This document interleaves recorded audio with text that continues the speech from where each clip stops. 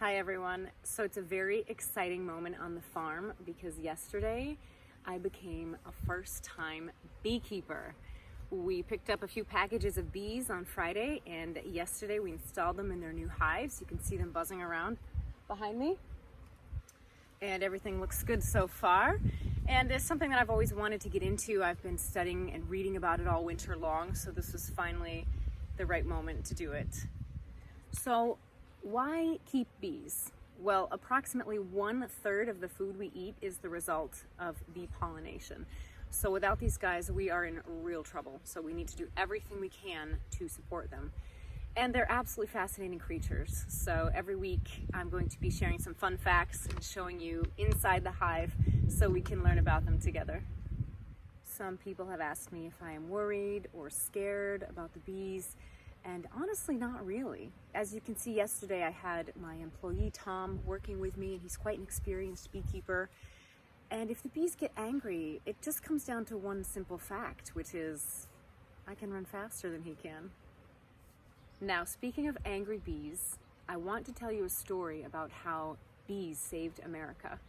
Now, this story was originally published in the scintillating and notorious publication, The Sunday School Advocate.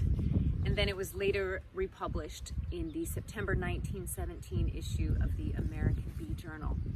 The year was 1780, and General Washington's ragged and half-starved army was camped outside of Philadelphia. Not far from there lived a young Quaker woman named Charity Crabtree. Charity's father had recently died in the war, and her brother had just gone off to fight for the independence for this beautiful country.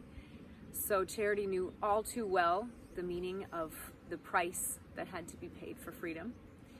Charity wasn't completely alone, however. Her father had been a bee farmer, and after he died, she took over his beehives in order to sustain herself. Now, one afternoon, Charity heard a rider approaching her front gate, and in wartime, that could mean anything. Charity went out to see who it was, and she found a wounded patriot soldier. And with his last dying breaths, he warned her that British redcoats were pursuing him and that he had to deliver a message to General Washington. He implored her to take his horse, ride to the camp, and tell Washington that English Lieutenant General Lord Cornwallis and his army were planning an imminent attack. No sooner had he delivered his message, the redcoats started arriving. Charity knew she couldn't outride the British at that point, so she had to create a distraction. So she took a stick and started beating her bee skeps, angering the bees who exited the hives. She threw the stick at the British. The bees followed, stinging relentlessly, and Charity was able to escape, ride to Washington's camp, deliver the message, and foil the attack. Washington famously remarked later on, "It was the cackling geese that saved Rome, but it was the bees that saved America." Thanks for watching.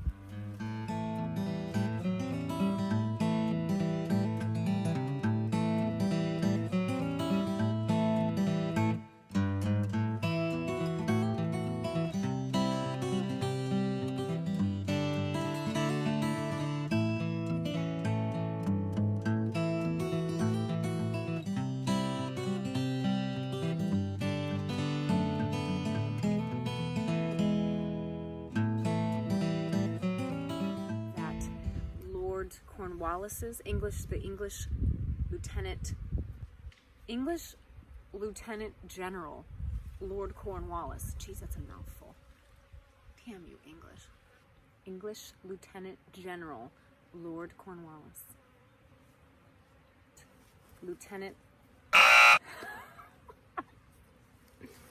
just gonna have to read this one. Well, shit. This is extremely inconvenient.